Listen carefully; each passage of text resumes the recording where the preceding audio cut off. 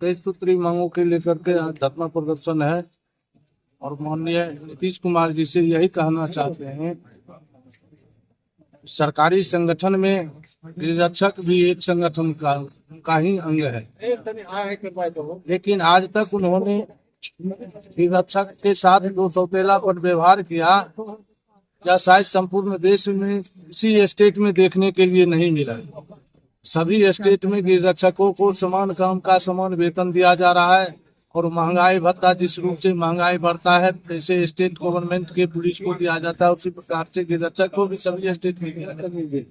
लेकिन ये बिहार सरकार कहते हैं अपने आप को सुशासन बाबू, लेकिन इनके जैसा कुशासन और भ्रष्टाचार में लिप्त कोई सरकार आज तक नहीं हुआ है। जिस कार्यालय जाइए, जहाँ भी जाइए, सभी जगह दोहन का कार्यक्रम, गृहरक्षक के साथ इतना दोहन होता है, ड्यूटी में भी रुपया मांगा जाता है और डीएम साहब आंख मूंद करके देखते रहते हैं।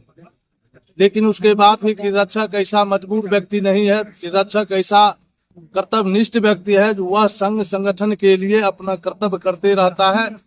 आज की स्थिति यह है कि बिहार में कोई ऐसा संगठन, चाहे वो रसोईया हो, चाहे वो आशा हो, या जो भी बिहार सरकार का संगठन है, जो मानदेय पर भी नहीं है, वो सिर्फ अनुदान पर है, उस सब के लिए पारितोषिक दिया गया। लेकिन ये मानदेय पर रक्षा बहनी कार्य कर रही है, इसके साथ सौतेला व्यवहार करके, इसके साथ नाइंसाफी करके यह कुछ नहीं दे पा। मांग जो बिहार सरकार में बिहार पुलिस को दिया जाता है वही मांग है और सुप्रीम कोर्ट का ऐसा आदेश है, हाई कोर्ट का भी ऐसा निर्देश है, लेकिन उसके बाद भी सरकार नहीं दे रही है। सबके लिए पैसा है और गृहरक्षक के लिए कहते हैं वित्त विभाग में पैसा है, नहीं, इसलिए कहाँ से हम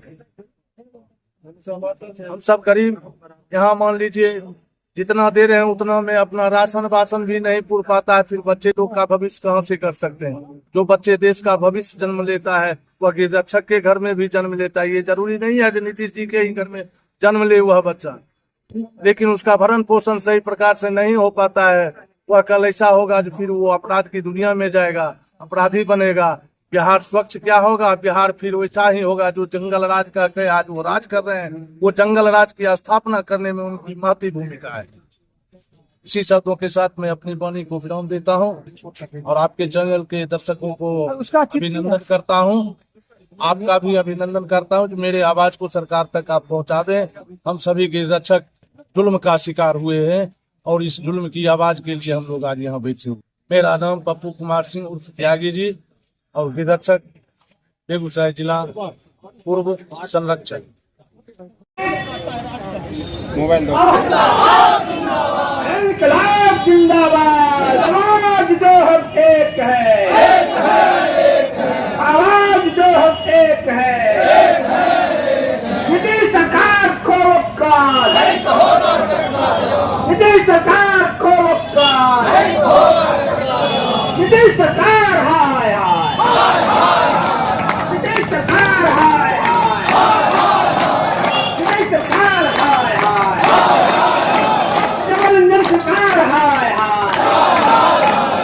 हम पूर्व से सरकार में 21 सूत्री लंबित मांगों के समर्थन में हम मान लीजिए धरना प्रदर्शन का आयोजन करते आ रहे हैं। साल भर से लगातार हम लोग संघर्षरत हैं 21 सूत्री मांगों के लिए। कई बार मान लीजिए गृह सचिव, मुख्य सचिव से भी वार्ता हुई, परंतु आज तक इसका समाधान नहीं हो सका है। मुख्यमंत्री जी क्या पता नहीं क्या करना चाह रहे हैं। अब इस बार मान लीजिए अंतिम बार हम लोग एक पूरे राज्य में आज हर जिलों पर समाहरणालय के समक्ष एक दिवसीय धरना प्रदर्शन करने का कार्यक्रम कर रहे हैं हम लोग। उसके बाद 31 अगस्त को हम लोग केंद्रीय कमेटी के समक्ष मान लीजिए बैठक का आयोजन हो जाएगा। नहीं होगा तो अंतिम में बढ़ता क्या नहीं करता राइफल गोली सरकार को जमा करके हम लोग मान लीजिए विधि व्यवस्था को ठप करने का काम करेंगे। यही हम लोग का मांग, मेरा 21 सूत्री मांग है, जिसमें है उच्चतम न्यायालय और उच्च न्यायालय पटना के आदेश को लागू करो, समान काम की समान सुविधा दिया जाए। हम लोग का मुख्य मांग यही है। उसके बाद है जो मान लीजिए पुलिस को तरह है तो उसको 2 साल, हम लोगों को 2 साल में वर्दी भत्ता मिलता है, उसको 1 साल में मिलता है, तो हम लोगों को 1 साल में वर्दी भत्ता मिलना चाहिए। जब कंधे से कंधा मिलाकर हर काम करते हैं तो फिर ये भेदभाव कैसा, ये सौतेलेपन का व्यवहार कैसा। मेरा नाम हुआ सुनील कुमार चौधरी, डेलीगेट पटना। मांग कैसे लेंगे? इनकलाब